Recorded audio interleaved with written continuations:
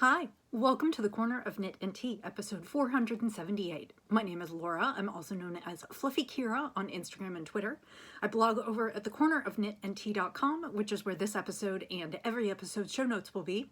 I have an Etsy shop called The Corner of Knit and Tea, where I sell my handspun yarns and knitting patterns. Hi, how are you? I hope that you are doing well. Today is Monday, June 10th. It's around noon, and I am coming to you from just outside or the Kansas City metro area.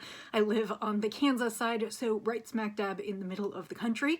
And it is a toasty day here. It has been in the 80s and 90s outside, although the AC is going, so I have a little bit of a lightweight sweater on to get me through my meetings and everything today. I hope that you're doing well. I have had a wonderfully crafty week. My husband has been gone. He got home really late last night, but he was gone most of last week and weekend, and so I had lots and lots of time to delve into a variety of crafts. I actually hit 4 yesterday, so I will share all of those with you. So I have a few different projects to show you, and I hope that you're doing well, that you're enjoying. It's almost summer. I hope maybe you're seeing a little bit of sun. It has gotten quite warm here, so I'm not spending a ton of time outside, but it is at least cheerful and we're not having storms every night, so that has been really nice. Today I am drinking a cup of organic bliss. This is a tea that came from Tea Runners when I had my subscription box. They're a company based in Canada run by Jewel State and her husband. Jewel State was, she played Kaylee on Firefly. And she and her husband run a tea company now, and they have a subscription box where you can get 4 packets of tea a month in a few different varieties, and they also have a shop where you can purchase things. This is a blend of, and these are all organic ingredients, this is a blend of green tea, white tea, dragon fruit, lemongrass, kiwi, and raspberry with a little bit of extra flavoring and sugar. It came from the American Tea Room in Los Angeles, and I am drinking it today in a mug from Anna Scott, who is a Scottish potter, and this is called the Knitting Circle, and it's all these lovely sheep, and I really like this one. So it's got a little bit of caffeine and some fruit. It's kind of a sweet pick-me-up for the rest of the afternoon, which I need because I have an afternoon full of meetings, but I am on my lunch hour, so I have a little time to chat with you. So let's talk about the things that I have already shown you, and I'll talk about my progress on them, and then I'll kind of go into some of the other things that I worked on. So the first thing that I'm working on is I am working on a summer sweater for myself. This is called the Weekday Sweater, or Weekday Tee, I can't remember. And it's by Amy Scher, and I really like this pattern, and I am now in kind of the mindless easy section, and I have knit several inches this week, which is really nice. I am using a yarn from a dyer that is local to me. It's called Threadhead Yarns, and this is her Marabou base, which is merino and then a bamboo rayon. It's 65% superwash merino, 35% bamboo rayon, which I think will make a really delightful summer tea because wool is cool and kind of wicks away moisture, and the bamboo will give it a really nice drape and a lightness. And I am knitting in this colorway that's, she doesn't name her colorways. I am thinking it's a little bit Monet's Water Lilies. It's blues and a little bit of dark blue purple and then a little bit of yellow, which creates some greens with the blue. And so it's a really nice kind of subtle variegated, and it's knitting up into a really lovely tea. Part of the reason I selected this tea for a few different reasons. The first is that it doesn't have a lot going on, so I didn't think that the variegated yarn would have any trouble. It wouldn't like distract from the design. The second reason that I chose it is because I'm kind of trying to get back into knitting after a bout of tendonitis, and I thought it would be pretty easy on my hands, and it has proven to be. So this is a raglan tee that basically has some really fun, it's a little bit of a lace pattern at the raglan edges, and so that's a little bit of interest, but otherwise it's pretty much just a plain tee, and I am now, I split for the underarms, and I am now about 6 inches into the tee, and it is kind of a, you can, the options are you can add shaping or not, and I am adding some gentle A-line shaping. So that's pretty much where I'm at with it. As you can see, it's it's knitting up really nicely. I guess maybe it's pooling a little bit down here. I didn't notice too much, but I think it will just be a really nice cozy tee or comfy tee, lightweight tee, and I am doing pretty well. I haven't measured. I think I'm about 6 inches down, and I think I'm supposed to knit till 12 or 13 inches or however comfortable I feel it is. And then I will go back, and there is a small sleeve treatment, but I have plenty of yarn, and I'm just enjoying working on this project. And I should be done fairly shortly. And let me see which is the front, which is the back. That would help, wouldn't it? I think this is correct. Let me see. Oh, maybe I have it backwards. I think I have it backwards. I think it goes this way. So let's do that way instead.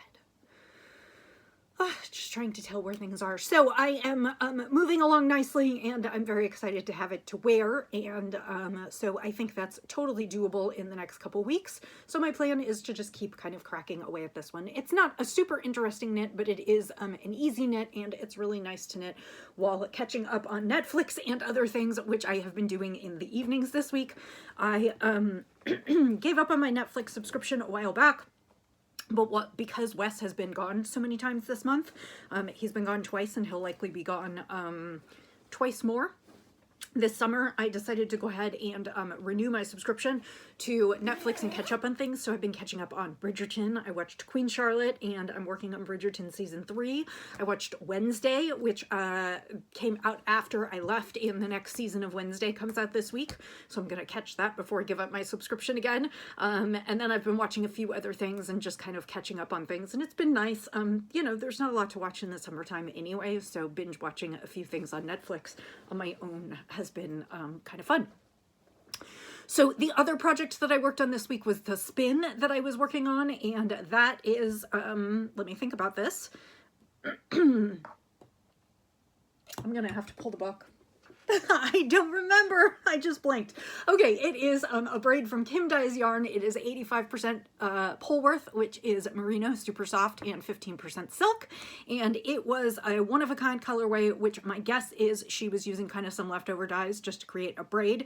It is really pretty. It's got kind of rainbow in there. You're not seeing any orange, but there's yellow and pink and blue and some purple. And I've got the same on the other bobbin. Ooh, I wound those very differently. And my hope is that I will get to ply these together this week, and this yarn will be headed for the shop. So I wonder if I spun, it looks like I spun one quite a bit thinner. I'll have to try and even things out so I get a nice skein of yarn, but my hope is that I will ply these this week, and then that will be ready to go into the shop. I did go ahead and select another braid to spin. This is a braid from Hello Yarn. It is from November 2023 Club, and it is Rambouillet, which is squishy and lovely, and this is called Fading Light, and I can see kind of a winter sunset, you know, around 4 o'clock, the sun going down, and just a little bit of golden light, and then lots of purple twilight shadows. I think this is going to be a pretty one, and this will also be for the shop. So my plan is to maybe start that this week, and there's a little bit of brighter yellow in there, but quite a bit of, you know, kind of gold, and then kind of grays and purples. So I really like that. So that gets us through knitting and spinning. The other two things that I wanted to talk about are embroidery and quilting. So I spent some time starting that new kit that I showed you last week from, what is it called? Hofstedt and, oh goodness, I can't remember. I showed you last week a beautiful kit, and so I am working on it. Oh, I'm sure I have something here.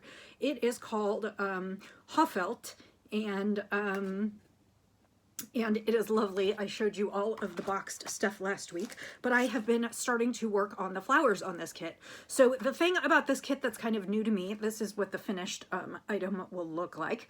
The thing about this kit that's sort of new to me is most of the flowers, to make them like really lush and kind of give them a lot of impact, they are using all 6 strands of embroidery floss, which is a lot more than I am used to. And frankly, it makes the needle a little bit crazy to try and thread, but but actually I'm having a really good time, and I'm really liking the way these are coming out. So I have finished 2 of the flowers, and both of these flowers are done in satin stitch and then have the French knots in them, which I'm starting to be not expert at, but I'm getting there. And so I finished the 2 flowers this weekend, and then I was starting a new to me flower, which was part of the reason that I bought this kit, which is called a woven rose. And what you do is you set up some kind of wagon wheel spokes, and then you are going over, under. And so it creates this kind of, let's see if I can get it super close up. It creates this kind of woven rose look. And I ran out of my first thread last night, but I'm gonna go ahead and put another thread in tonight and finish that up.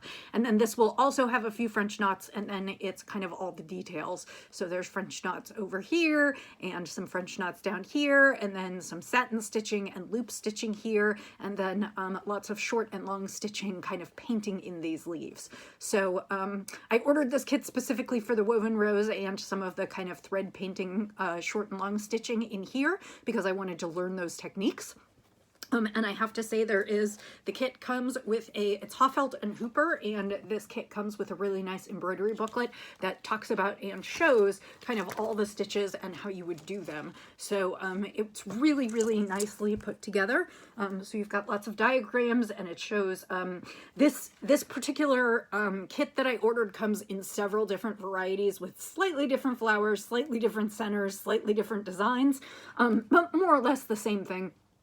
And so, like I said, all the pictures in here relate to the designs and then talk to you about how to do the stitches. So for instance, they used more spokes than I did, and that would have created more like over and under bumps, and I probably should have done that, but I didn't. But yeah, so it's a really nice, book, and it's got lots of tips and tricks. For instance, like here it says even length versus uneven length spokes, and so it's got some really nice things in there. So I am enjoying that project, and my guess is we'll be working on that for the next week or 2. And so I've just got all my little things in my little zippered case, and that makes it easy for me to keep track of everything. So yeah, so that's what I am working on, and then I will add it to my finished items. I bought some felt for the back, and then I don't know whether I'll go back to my sunflowers next or do something else. I haven't decided, because this will take me at least another week to finish, so I will have a little bit of time to figure things out. So finally, I did do some quilting. I know I'm moving through things at lightning speed today, but many of these are projects you've seen before, so I just don't have a ton to tell you about them. So I did kind of set myself down and try and finish one of the quilts that I'm working on. So back in April, I had decided there was an organization that supports foster kids and kids who are in the system, and then kids also who are aging out of the system. And the request was to make quilts for them. And so I dutifully bought materials. Basically, my company was sort of promoting this as a good cause to quilt for. And so I dutifully bought fabric and set about creating some child-size quilts in April, and then of course I got tendonitis and couldn't continue. And the projects were due in May, and so I don't know if I'm going to give them to the original cause or if I'm going to find another cause. There are several causes that take quilts, especially for kids. So I bought some fabric and some thread, and I was real excited, and I started sewing together basically a couple of jelly roll quilts because they are small, very small, child-sized, and small for child hospital beds and other things in some of the other causes that I've looked for.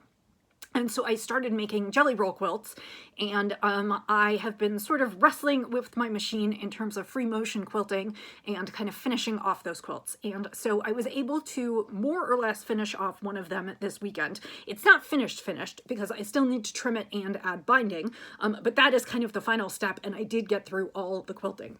So I'm going to show this to you. The jelly roll that I used was kind of a farmyard and barn animal jelly roll. So I have all kinds of cute things. So there are like bumblebees and puppy paws, and there's sheep. I love the sheep. These make me laugh. Are the sheep upside down? The sheep are upside down. Let me show you the other way. Most of the fabric is like all directions, but not all of it. So here are the sheep. There are white sheep and their cute little black heads. And then there's this one, which has cows and pigs and chickens and all kinds of things. And then there's hearts, there's kitty cats, there's more bumblebees. There's just all kinds of different things. And then there are just some patterns and various, like there are some swirls in brown and some more puppy paws. Anyway, so it was just kind of a fun collection. I wanted it to be, they requested that it be unisex, not for, not girl fabrics, not boy fabrics, because then they can give it to whoever they have. So I wanted something kind of easy. And then I found this stripy background, which I thought would pick up some of the greens and blues in it. And I thought it would actually also make a really nice binding, because I'm actually not going to fold this over, although technically I could. I'm not going to fold this over, but what I am going to do is continue to use the fabric. So I'm going to make kind of the binding look like this on the edge of the quilt. That's a lot thicker than it will be, but that's kind of what I'm going to do for the binding. And then I got some green thread and I went ahead and did kind of loopy swirly quilting. So I free motion quilted this on my machine.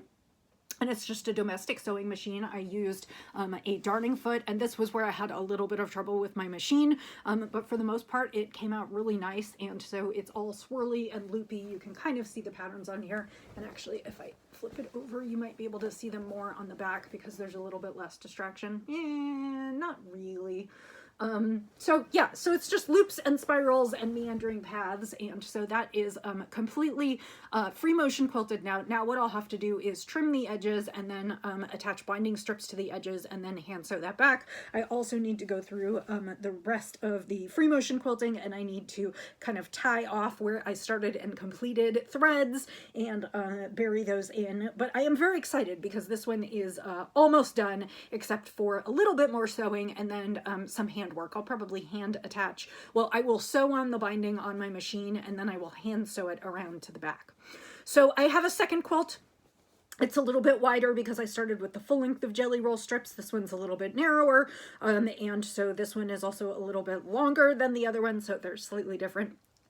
Yeah, I have more backing fabric, and then like I said, I bought extra of the backing fabric so I could use the binding, so my plan is to finish up these two quilts. On the next one, I may not free motion with the loops and swirls, even though I actually have a blast doing that. It's super fun.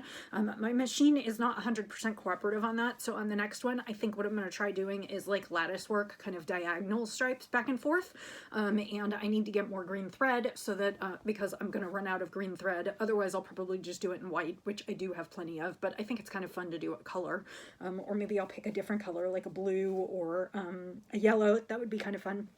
Anyway, I haven't decided exactly, but I'm going to get another thread color, and so I will be working on a second quilt that looks similar but not exactly like this one.